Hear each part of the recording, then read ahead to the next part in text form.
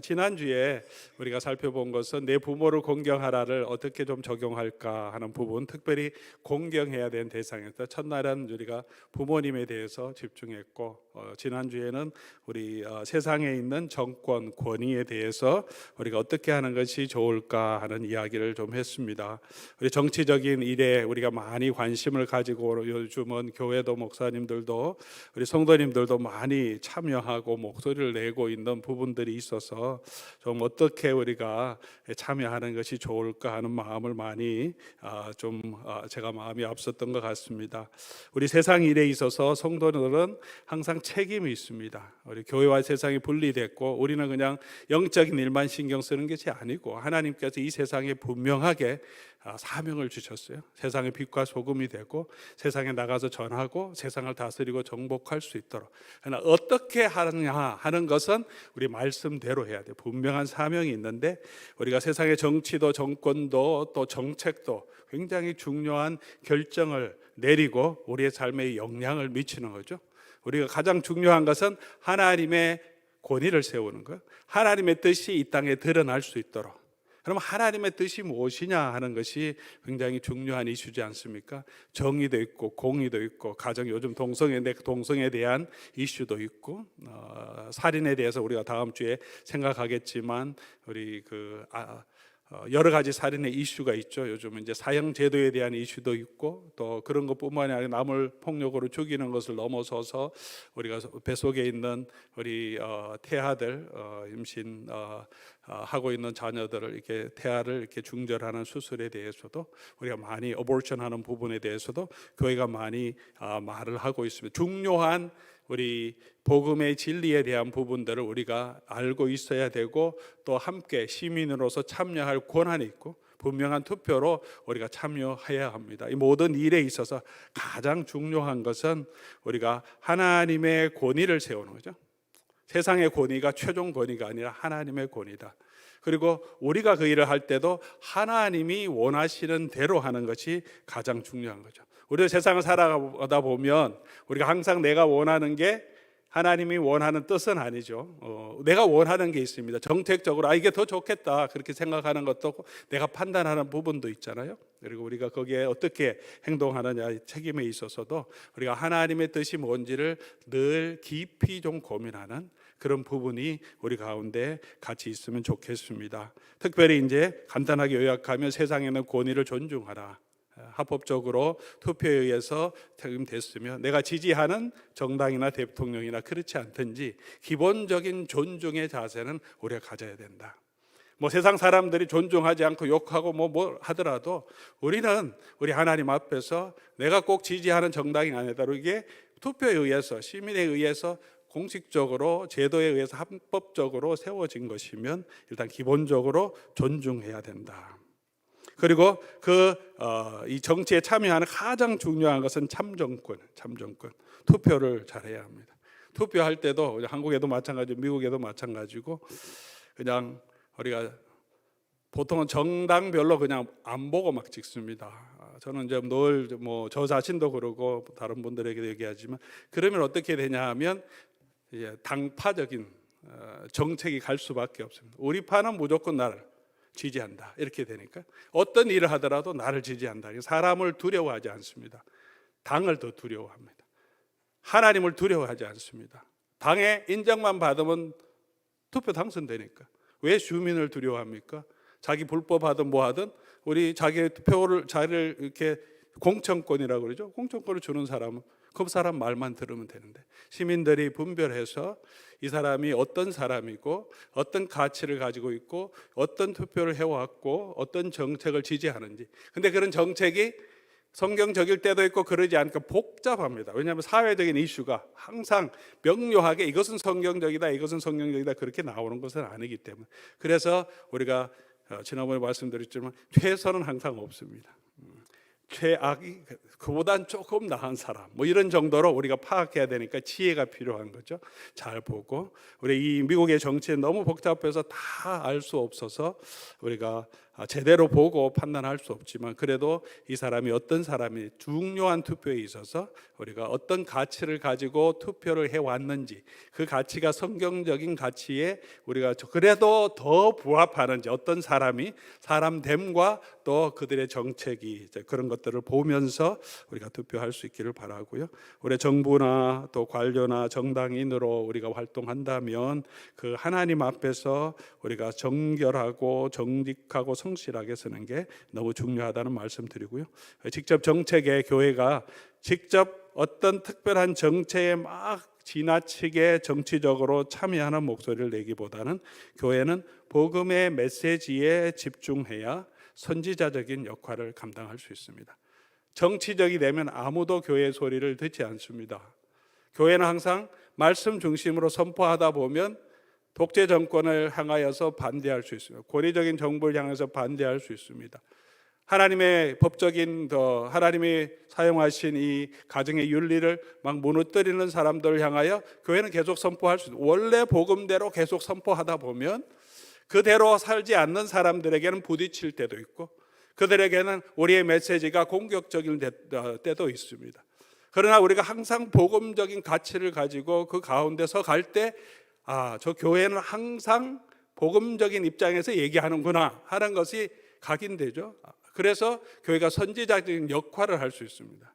그러나 정파적으로 어떤 당이나 어떤 정책을 따라서 사람을 따라서 우리가 왔다 갔다 하고 대부분 지지하게 되면 교회가 정치적이 되어버리면 교회가 선지자적인 역할, 교회의 역할을 잃어버립니다. 그럼 사회의 권위를 무너뜨립니다. 오늘 그런 일들이 많이 보여서 마음이 많이 안타까운 부분이 있습니다. 교회가 교회되고 성도가 이 땅에서 정말 빛과 소금이 될 수 있도록, 그것은 우리가 복음에 합당한 삶을 살고 복음의 메시지를 가지고 계속 선포하면, 이제 우리가 고신의 전통을 가지고 있는데 일제시대 같으면 죽인다고 하더라도 우리는 그렇게 할 수 없습니다.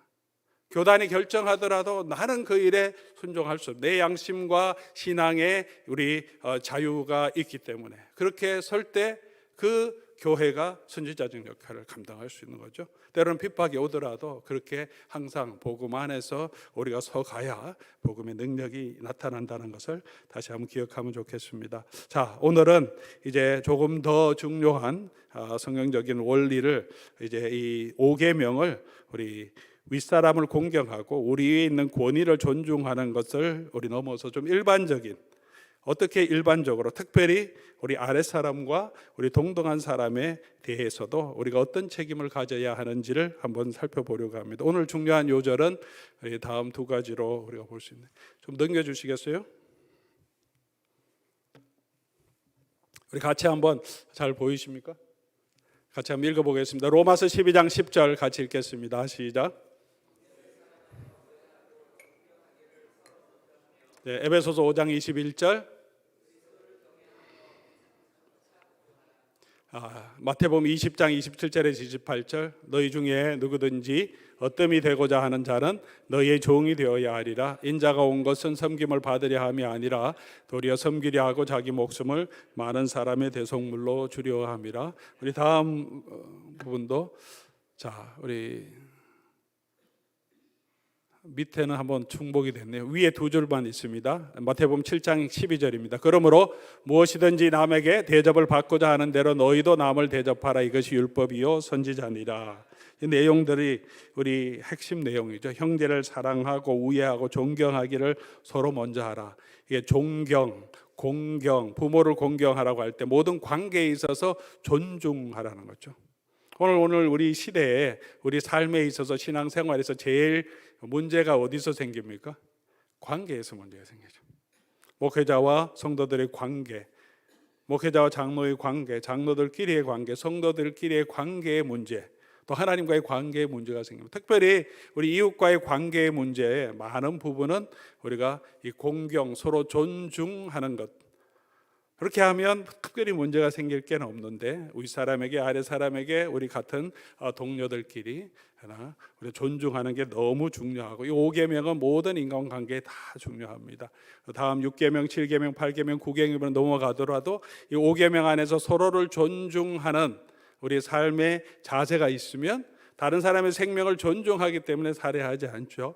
남의 가정을 존중하기 때문에 간음하지 않죠. 할 수 없죠. 존중한다면 그렇게 할 수 없지 않습니까? 남의 재산을 존중하기 때문에 프로퍼티, 개인의 각자의 재산권을 존중하기 때문에 우리가 그 사람 거를 내가 도적질할 수 없죠. 이 존중이 이 모든 이 다른 계명의 가장 기초적이 되고, 제일 중요한 것은 서로 하라는 거죠. 서로 하는 것이 굉장히 중요합니다. 피차하라, 서로 하라.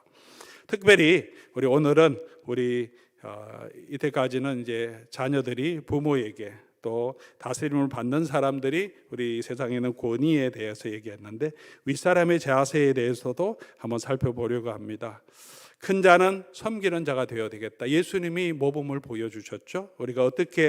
우리가 이 부모를 존중하라는 이 계명을 우리가 윗사람 된 사람들로서 우리가 다른 우리보다 더 젊은 사람일 수 있고, 우리보다 직책이 낮은 사람이 있을 수도 있고, 우리 권위 밑에 있는 사람, 또 자녀도 될 수 있는데 어떻게 해야 되느냐, 그 책임이 있다고 제가만 말씀드리는 게 아니라 대결이 문답에서도 이야기하고 있습니다. 지난번에 우리 처음에 한번 살펴보긴 했지만 다시 우리가 한번 잘 읽어보고 우리의 삶에 적용하면 좋겠습니다. 좀 긴 내용이지만 한번 읽어보고 우리가 한번 제가 정리하겠습니다.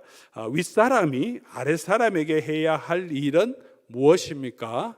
같이 읽습니다. 하나님으로부터 받은 권위와 윗사람들이 맺게 된 관계를 따라 아랫사람들을 사랑하고 그들을 위해 기도하고 축복해야 하며, 아랫사람들을 지도하고 조언을 하고 훈계해야 합니다. 잘했을 때는 격려하고 칭찬하며 상 주어야 하며, 잘못했을 때는 인정하지 않고 꾸짖으며 징벌해야 합니다. 또한 아랫사람을 보호하며 아랫사람의 영과 육에 필요한 모든 것을 공급해 주어야 합니다. 또한 위엄 있고 지혜로운, 그리고 거룩하고 모범적인 행위로 하나님께 영광을 돌리면서 자신에게 명예가 되게 하고 하나님께서 주신 권위를 보존해야 합니다. 많은 내용이 있지만 제가 좀 정리해 보겠습니다. 자, 몇 가지로 윗사람의 덕목은 특별히 아랫사람 어떻게 사랑하고 기도하고 축복해야 합니다. 더 나가기 전에 잠깐 더 말씀드리고 싶은 것은, 이것을 윗사람이라고 했으니 부모의 역할로 여러분 이해하셔도 됩니다. 교회의 지도자의 역할로 이해하셔도 됩니다. 직장에서 내가 윗사람으로서, 상급자로서, 선배로서, 나이가 많은 사람으로서 우리가 어떻게 해야 하는가, 아랫사람에게, 내 밑에 있는 사람에게, 내가 사장이면 또 직책이 높은 사람이면 그 밑에 사람에게, 종업원에게 어떻게 해야 되는가 다 적용할 수 있습니다. 이대로 하면 정말 우리 아랫사람도 우리가 공경하는, 우리 5계명을 순종하는 것이 되죠. 어떻게 해야 합니까? 우리 자녀들을 사랑하고 기도하고 축복해야 합니다. 여러분 손주들도 사랑하고 기도하고 축복해야 합니다. 여러분 함께 일하는 우리 교회 지도자 장로님들은 우리 성도들을 사랑하고 위에서 기도해주고 축복해줘야 돼요. 직장에서도 우리가 밑에 종업원들 있잖아요. 그들을 사랑하고 기도하고 축복해주는 그리스도인 우리 종업원, 우리 직장의 상사라면, 그리고 그렇게만 하는 것이 아니에요. 무조건 사랑해주고 무조건 다 받아주는 게 존중하는 건 아니죠. 어떻게 해야 돼요? 지도하고 조언하고 훈계해줘라는 거죠. 바로 잡아줘야 돼요. 바로 가르쳐줘요. 우리 자녀들이 어떻게 해야 됩니까? 그냥 사랑합니다, 사랑합니다, 사랑만 주는 게 아니라 바로 잡아줘야 돼요. 어떻게 살아야 할지, 인생의 가장 중요한 가치가 뭔지, 성경적인 가치가 뭔지 주의 교양과 훈계로 가르칠 책임이 있습니다. 우리가 나이가 많다면 우리가 젊은 사람들에게 바로잡고 가르칠 책임이 있고, 직장에서도 내가 상급자라면 바로 지도하고 조언하고 훈계해야 될 책임이 있습니다. 그리고 잘할 때는 이제 이게 징계권이, 잘할 때는 격려하고 칭찬하고 상을 줘야 돼요. 아이들도 그렇죠. 잘하면 잘한다, 거기에 대해서 상급을 줘야 되고, 잘못할 때는 그냥 놔두는 것이 아니라 어떻게 하라고요? 꾸짖고 합당한 징계를. 열받아서 노엽게 하지 말라 그러죠. 자녀를 정할 때 대부분 저도 잘 하지 못하는 부분이긴 한데, 부끄러운 부분이긴 한데, 내가 좋으면 다 좋다가 내가 힘들고 갑자기 막 짜증나고 열받으면 그냥 아이한테 그게 촉발이 돼서 그냥 모든 나의 화를 쏟아버리는, 내 말 안 듣는다고 네가 내 말 안 들어. 그렇게 아이가 어떻게 살아가는 것이 바른 삶인지를 가르치지 않고 그냥 내 말 안 듣는다고 열받아서 결국은 그것으로 우리가 아이를 징계할 때도 있지 않습니까? 그런 일에 있어서 우리가 항상 합당한 징계, 너무 과하게 하지 않도록 확담한 징계를 해야 되고, 또 중요한 것은 우리 부모를 섬길 때 공양하면서 필요한 것들을 돌보듯이 우리 아래 사람들을 위해서 보호하고 영과 육에 필요한 모든 것을 공급해 주어야 합니다. 그리고 마지막으로 모범을 보여야 된다. 직장에서도 그렇고 가정에서도 그렇고 교회에서도 그렇고 모범을 보여주라 하죠. 주장하는 자세를 가지지 말고 우리가 우리 사회에서도 선배로서 또 사회에 더 높은 지위를 가진 사람으로서 인생을 더 산 사람으로서 교회에서도 우리가 지도자로서 중한 직책을 가진 사람으로서 이 내용들을 여러분께서 계속 기억하시면 부모로서 우리가 어떻게 해야 되는지, 5계명은 우리 자녀들 내 아래 사람만 해야 되는 것이 아니라 윗사람도 반드시 해야 하는 계명임을 기억하면 좋겠습니다. 요즘은 사회에서도 그렇고 교회에서도 그렇고 어른이 많이 없다, 그런 얘기를 합니다. 어른이 없다. 요즘 이제 많이 유행하는 단어가 꼰대라는 단어를 많이 쓰죠. 꼰대. 그래서 꼰대짓 안 하려고 우리가 많이 노력하기도 하는데, 어른은 없고 꼰대만 많다, 뭐 이렇게 말하기도 합니다. 어른, 존경받는 것은 요구할 수 있는 것은 아니죠.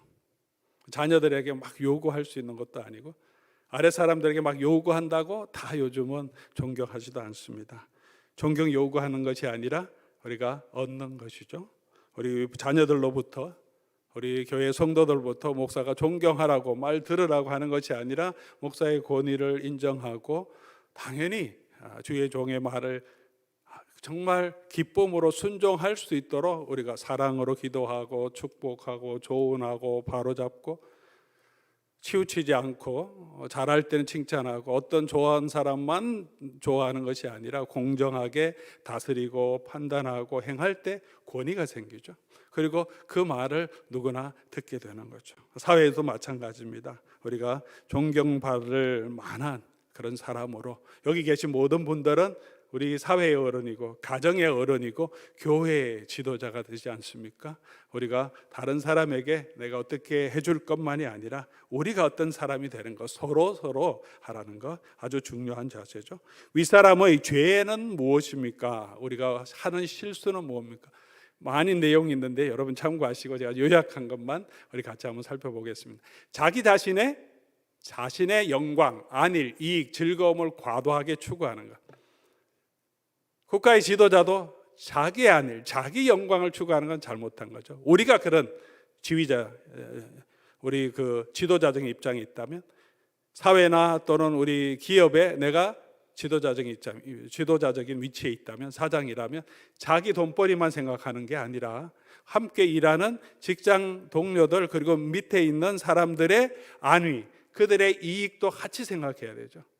나는 이제 이익이 안 나오니까 갑자기 공장을 다 철폐할 수 있는 건 아니죠. 그게 같이 딸려 있는 식구가 많은데 아마 사장님들은 다 그게 고민이죠. 너무 힘들어서 나는 이제 접어버리고 싶지만 접으면 이분들이 어디로 가서 일할 건가, 그런 부분에서도 우리가 함께 생각해주는, 자기 유익만이 아니라 우리가 밑에 있는 사람들의 유익도 함께 생각해 줄 수 있도록, 그리고 불법적인 일을 권하고 조장하는 것, 선한 일을 못하게 막거나 낙심시키는 것도 우리가 하지 말아야 하는 거죠. 잘못된 일을 강요하거나, 목사가 그렇게 성도들에게 강요하거나, 또 사장님이 그렇게 강요하거나, 국가의 지도자가 자기 밑에 있는 우리 정부 관리들이라고 해서 불법하는 일을, 또 자기 유익을 위해서 사적으로 그 권력을 남용하는 일이 없어야 되는 거죠. 모든 일에 다 적용되죠. 부모도 마찬가지죠. 부모가 자기가 가지고 있는 힘이 있다고 해서 우리가 자녀들을 내 마음대로 끌고 가서 해도 안 되고, 자녀들이 선한 일을 못하게 막는 일도 하지 말아야 됩니다. 능력에 지나치는 일을 강요하는 것, 부당하게 징계하는 것, 잘못하는 일을 그냥 내버려 두는 것, 잘못된 일에 빠지도록 유혹하거나 위협하는 것, 위험에 빠지도록 하는 것, 그것도 잘못이죠. 교회 지도자가 성도들이 잘못되게 빠지도록 우리가 살지 않도록 굉장히 조심해야 되죠. 나의 행동을 통해서 혹시 성도들이 잘못된 길로 빠지지 않도록 우리 조심해야 되고요.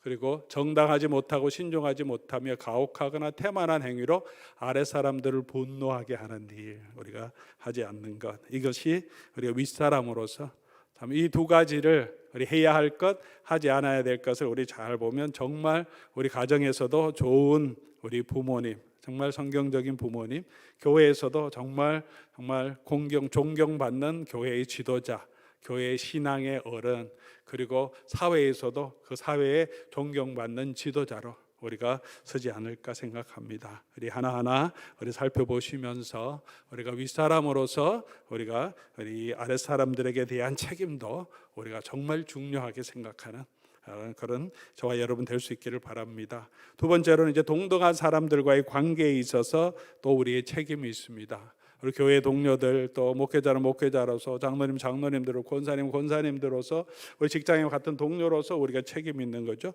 동료들 사이의 의무는 무엇입니까? 우리 같이 한번 읽어보겠습니다. 서로 존엄과 가치를 존중해주고 서로 존경하기를 먼저 하고 서로의 은사와 진급을 자기 일같이 기뻐해야 합니다. 같이 기뻐하는 거예요. 공동체 의식을 가지는 거죠. 동료들 사이의 죄는 무엇입니까? 그것은 마땅히 해야 할 의무를 게을리하는 것 외에 동료의 가치를 나쁘게 평하고 동료의 은사를 시기하며 동료가 진급하여 잘 되는 것을 슬퍼하고 상대방의 탁월함을 빼앗는 것입니다. 직장에서도 이런 일들이 있죠. 무슨 일을 하면 동료가 한 거를 자기 것처럼 하는 경우도 있고, 가정에서도 또 교회에서도 이런 일이 있죠. 서로 시기하는 것, 나쁘게 평하는 것, 뒷담화라고 하기도 하고 얼마나 많습니까? 우리 상대방을 세워주는 게 아니라, 잘못된 것을 덮어주는 게 아니라 오히려 이런 것을 했다고 우리가 다른 사람에게 말하여서 평을 나쁘게 함으로 자기가 더 자기 의를 나타내려고 하는 그런 모습도 있습니다. 이런 부분에 있어서 우리가 서로를 존중하는 귀한 교회로, 성도들 간에도 이렇게 함께 서로를 세워주는, 나를 세우려고 하는 것이 아니라 서로를 존중하고 세워가고 함께 이렇게 같이 기뻐하는 그런 공동체로 서도록 우리에게 말씀해 주고 있습니다. 특별히 우리 가장 동등한 관계에서 가장 많은 갈등이 있는 것이 우리 남편과 아내의 관계죠. 남편과 아내. 몇 가지 간단한 원리만 우리 한번 살펴보면서 우리 부부관계, 남편과 아내의 관계가 어떠해야 함을 우리 한번 또 살펴보면 좋겠습니다. 남자와 여자는 동등하게 하나님의 형상으로 지음받았습니다. 남자가 더 우월하고 여자가 더 열등하다, 요즘 뭐 그렇게 생각되지도 않고 오히려 여성이 더 많은 고난이 있는 것처럼 느껴질 때도 있는 요즘 시대지만, 요즘 젊은 사람들은 더 하더라고요. 여성에 대해서 굉장한 피해의식을 훨씬 더 많이 가지고 있는 모습을 봅니다. 여자들이 훨씬 공부도 다 잘하고 뭐든지 더 책임감 있게 일하면서 계속 자기네들이 밀리는데, 사회에서는 여건을 아직도 더 많이 세워야 된다고 하니까 젊은 아이들은, 특별히 남자아이들은 막, 그래서 남자아이들이 여성 혐오를 훨씬 많이 하고 여성에 대해서 무차별 폭격하는 경우도 있고 굉장한 피해의식을 가지고 있는데, 저희 세대와는 굉장히 다르죠. 뭐 저희 세대가 아니라 우리 세대 어르신들은 더 하죠.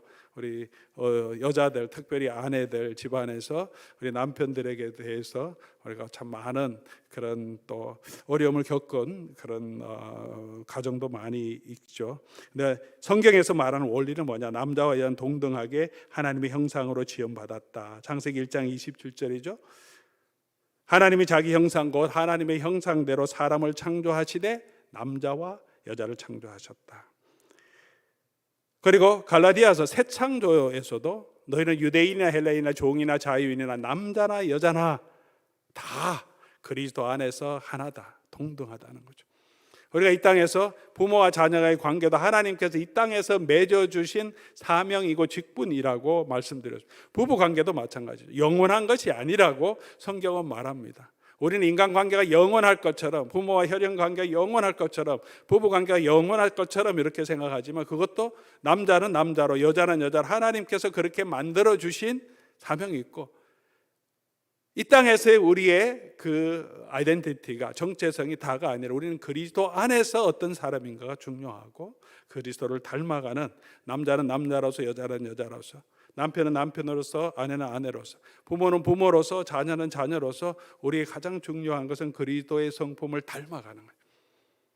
자녀의 관계 가운데서도 내가 이 자녀를 내 새끼니까 내가 뭔가 이루려고 하는 것이 아니라, 얘네들을 그냥 잘 되게 하려고 하는 것이 아니라, 이 관계를 통해서 하나님이 내게 주신 책임을 다하고 하나님이 맡겨주신 자녀를 하나님의 자녀로 잘 양육하도록 세워가는 게 우리의 책임이고, 그리고 내가 할 수 없는 부분 또 하나님께서 맡겨서 하나님이 하실 수 있도록 하게 하는 거죠. 이 관계의 가장 중요한 것은 하나님이고, 우리 모두가 하나님의 형상 안에 있다는 사실을 우리가 인정해야 된다. 그러나 동등되나 분명하게 구별은 있다 말이죠. 차별이 아니라 구별은 있다고 말합니다. 특별히 창세기 2장 20절, 여자는 돕는 배필이라는 것을 가지고, 남자는 원래 하나님 만드셨고 여자는 그냥 돕는 배필, 그냥 도와주는, 남자를 도와주는 그런 사람으로, 이렇게 열등한 사람으로 생각하는 경우도 있는데, 절대 성경에서 말한 이 내용은 그런 내용이 아니라는 거죠. 돕는다고 할 때 돕는 자, 에제르라고 한 단어는 열등한 사람이 시중 드는 데만 쓰는 것이 아니라 부족한 사람을, 능력 있는 사람이 도와주고 잡아주는 데도 사용한다는 거죠. 그럼 여정이 뭐 더 열등하다거나 우월하다는 것이 아니라, 돕는다는 이 단어 자체가 열등을 표현하는 것이 아니라는 거죠. 하나님이 우리의 어떤 자입니까? 우리의 도우시는 분, 에제를 하시는 하나님, 우리를 도우시는 분. 성령께서 우리의 연약함을 도우시나니, 도우십니다. 남자를 딱 보니까 부족한 게 있어서 하나님께서 여자를 만들어서 서로의 부족함을 컴플먼스, 서로 상호 협력하여서 하나님을 닮아가는 그런 삶으로, 하나님이 세우시는 가정으로 세워가도록 만든 거지, 우리가 돕는 배필이라고 해서 여자가 결코 열등한 것이 아니라는 사실이죠. 그리고 가장 중요한 원칙은 서로 복종하는 것입니다. 서로 복종하는 것. 너희가 서로 복종하라, 그렇게 하는 거죠. 남자는 아내를 쥐려고 하고, 남편은 아내를 다스리려고 하고, 아내는 남편을 조종하려고 하는, 그것이 죄 가운데 있는 남편, 아담과 하와의 모습임을 창세기 3장이 우리에게 얘기하죠. 그것이 아니라 그리스도 안에서 회복된 가정은 어떠냐? 서로 섬기는 거다. 우리의 섬김은 남편은 아내를 향하고 아내는 남편을 향하지만 그 안에 항상 그리스도가 있어야 된다고 말합니다. 부모와 자녀의 관계도 마찬가지고 주 안에서 서로 섬기는 거죠. 서로 복종하라. 그렇게 에베소서는 가장 먼저 주 안에서 서로 복종하라. 그리고 아내가, 남편은, 아버지는, 자녀는, 그리고 상전은, 종은, 맨 먼저 에베소서 4장 21절에 서로 복종하라 얘기하고, 복종하는 방법이 뭐냐, 이것을 이렇게 설명하는 거죠. 누구는 누구에게 복종하라, 그런 것은 아닙니다. 남편은 아내에게, 어떻게 아내에게 주신 사명은 남편에게 복종하기를 주께 하듯 하라. 그 안에 주가 있어야 합니다. 남편이 가장 원하는 것, 특별히 남자가 원하는 것은 항상 존중이라고 말합니다. 이거는 제가 말하는 것이 아니라 우리 카운슬러들이, 부부 관계를 상담하는 카운슬러들, 상담자들이 말하는 것이고, 부부 관계에 대한 책은 그리스도인이든지 그렇지 않든지 남자들이 가장 원하는 것, 아내에게 원하는 것은 뭐냐? 존중이에요. 자기를 좀 존중해 주면. 남자는 그거죠. 남성의 특징이라고 하더라고요. 여자가 원하는 게 뭐냐? 존중도 좋지만, 이게 존경도 좋지만, 말대로 하는 것도 좋지만 여자를 케어를 해주는 거죠. 사랑을 해주는 거예요. 자기의 관심을 가져주는 거.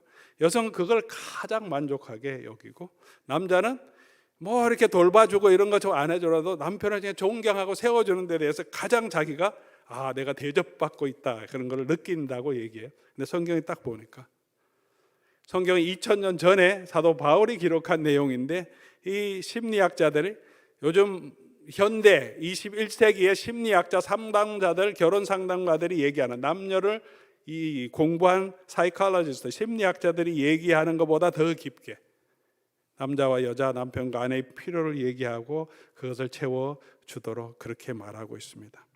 2000년 전에 모든 자료를, 제가 대학 다닐 때 역사를 공부하면서 마지막 학기에 이 남녀의 관계에 대해서, 부부 관계에 대한 자료를 다 조사하고 성경과 비교한 논문을 쓴 적이 있는데, 헬라 철학자, 그리스 로마 시대 그 다음에 그 당시에는 모든 자료를 다 조사해 봤는데 성경처럼 남편과 아내의 관계에 이토록 놀랍게 서로 섬기도록 해놓은 것은 없습니다. 당시에는 여자는 남자에 소속된 재산처럼 여겨졌어요. 이혼도 마음대로 할 수 있는 그런 그리스 로마 사회인데, 성경의 내용은 시대를 초월하는 진리를 담고 있습니다. 그런데 요즘 이제 젊은 사람들은 남녀 평등을 주장하면서 성경은 너무 구닥다리 같다. 어떻게 여자가 남편에게 이렇게 해야 되냐? 이렇게 순종해야 되냐? 그렇게 얘기하는 경우도 있습니다. 그러나 심리학자들도 아까 말씀드렸지만 상담하면 남편 존중하라고 해요. 아내 상담하면 남편 존중하라고 해요.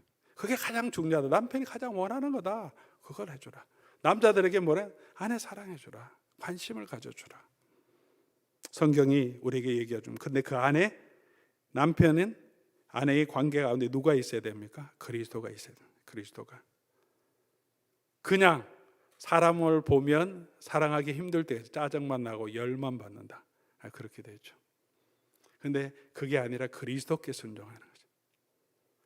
죽게 하듯, 내가 주를 섬기듯 남편을 섬기고, 내가 그리스도께서 교회를 사랑하셨듯, 주님이 그렇게 하셨듯 아내를 사랑하는 것. 주님께 순종하는 마음을 가지면 우리가 남편과 아내를 훨씬 더 쉽게 존중하고 사랑해 줄 수 있을 겁니다. 항상 우리 가운데 그리스도가 있기를 바랍니다. 여러분 부부 관계 가운데도 항상 그리스도가 중심이 되어서 점점 그리스도의 모습을 닮아가다 보면 부부 관계도 점점 가까워질 것입니다. 서로를 보지 말고 내 자신을 보지 말고 계속해서 그리스도를 바라볼 수 있기를 바랍니다. 그리고 가장 중요한 것은 부부 관계만 중요한 것이 아니라 부부는 부모가 되는 거죠. 자녀 양육을 같이 하라고 말합니다. 자녀 양육에서 어머니의 책임이 참 중요하죠. 여성이 훨씬 부드럽고 자녀를 잘 돕습니다. 동물의 세계도 그런 부분이 있지만 사람도 마찬가지입니다. 남자가 이게 자녀를 양육하는 게 거칠고 쉽지 않, 섬세하지 못합니다. 어머니들이 우리 아이들 특별히 어릴 때는 참 잘 돌보는 은사가 있어요. 교회에서도 마찬가지, 여성들이 아이들을 잘 돌보고 교육도 참 잘하는 많은 부분을 봅니다. 그러나 아버지는 어머니에게 맡기고 그냥 직장 일만 하는 것이 아니라 성경은 아버지들에게 양육에 대한, 훈육에 대한 책임을 묻습니다. 아비들아, 자녀를 주의 교양과 훈계로 양육하라. 그래서 훈육의 책임을 아버지가 쥐고 돌보고 키우고 보살피는 어머니의 역할과 함께 우리 자녀들을 주의 귀한 자녀로 세워갈 수 있도록 그렇게 우리 부모에게 서명을 주셨습니다. 계속해서 그런 일을 감당할 수 있기를 바라고요. 우리 연세 드신 어르신들도 여전히 자녀들을 우리가 양육하며 보여줄 것이 있습니다. 우리 나이 들었을 때 어떻게 살아가는지, 인생을 어떻게 마무리하고 준비하는지, 나이가 들었지만 어떤 모범을 보여주는지 우리가 여전히 보여줄 것이 있습니다. 젊어서 할 수 있는 것이 있고 나이 든 사람만이 해줄 수 있는 것이 있습니다. 너무 젊으려고, 너무 그냥 우리 자신을 젊으려고 하는 것이 아니라 나이에 맞게, 시대에 맞게 우리가 어떻게 살아가는지, 우리의 모습을 마지막 임종 때 어떻게 그리스도인이 마지막 하나님의 나라를 소망하고 우리가 자녀들에게 유언을 남기고 떠나는지, 우리 재산을 어떻게 정리하는 것이 정말 아름다운 건지 우리 여전히 고민해야 되고, 우리가 어떻게 여전히 우리 자녀들에게 보여줘야 할 많은 신앙의 책임이 있습니다.